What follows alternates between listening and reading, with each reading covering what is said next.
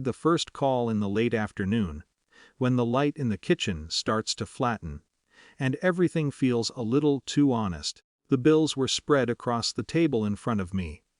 White envelopes opened with careful hands. Numbers circled in pen. I had been staring at the same line for almost an hour. 4,000. I had rehearsed the sentence 3 times before dialing. "Hi honey, I've got some medical bills and need about $4,000. Just until I sort things out." There was a small pause on the other end, not confusion. Not concern, calculation. My oldest daughter has always been organized that way. Even as a child she counted things: Halloween candy, allowance money, the number of days until summer. "Well," she said finally, her voice steady, "I just bought a new car. My payments are going to be tight for a while." Another pause, shorter this time. "You'll have to figure it out yourself, Mom." She didn't say it harshly. If anything, she sounded practical, like someone explaining a budget spreadsheet. I said, "Okay, I understand," and I meant it. We talked another minute about ordinary things: weather, work, the traffic near her apartment. Then the call ended. The kitchen felt quieter afterward, but not in a dramatic way. Just a small shift in the air. I folded the bill once and slid it under the others. For years I had told both my daughters the same thing. Be independent. Build lives that don't depend on anyone. Take care of yourselves first. The words had sounded wise when I said them. The phone rang again around 8 that evening. My youngest. "Mom." Her voice was already tight. "Your sister said you called her earlier. Are you okay?" I hadn't expected the call to travel that fast. "I'm fine," I said. "Just some medical bills. I'm working through it." "How much?" I hesitated, then told her.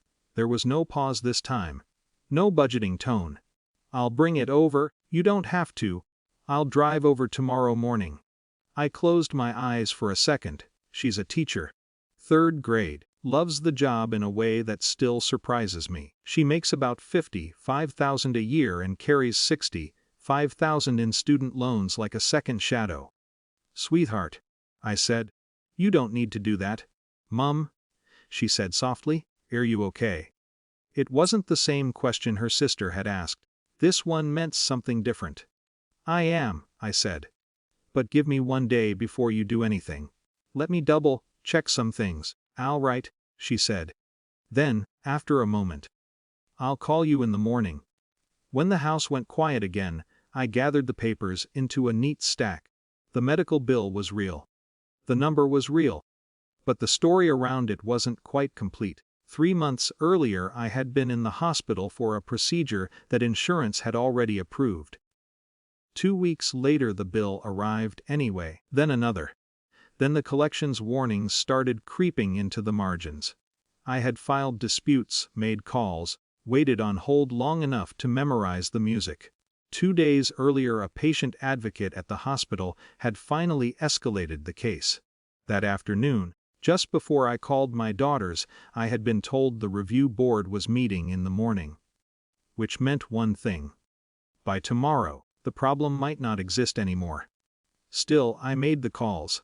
I wanted to know something. The next morning the phone rang at 9012, the hospital billing office. The woman's voice was professional and almost cheerful. "Mrs. Caldwell, I'm calling regarding the disputed charges.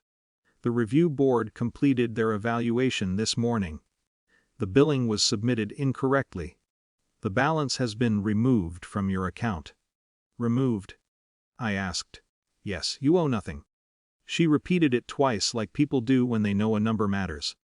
After we hung up, I sat at the kitchen table again. The sunlight was stronger today. At 10:30 there was a knock at the door.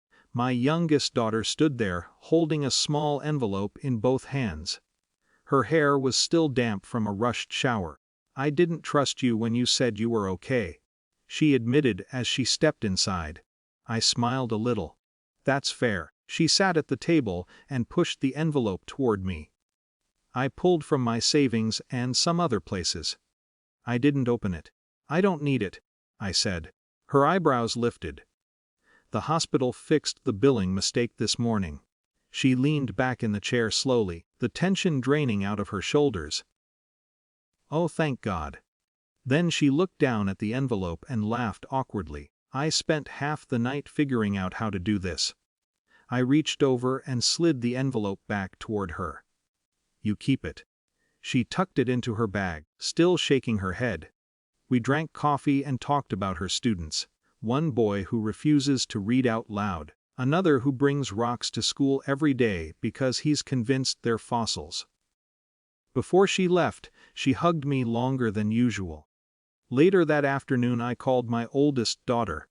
"Just wanted to let you know the hospital fixed the billing error," I said. "Everything's taken care of."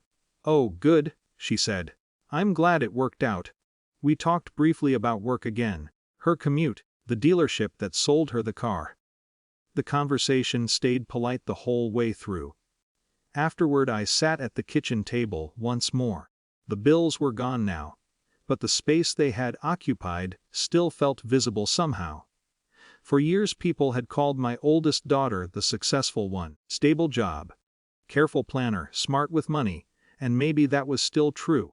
But the envelope my youngest carried through the door that morning had cost her far more than $4,000. I didn't tell either of them what I had been hiding. Some truths aren't meant for correction, only recognition.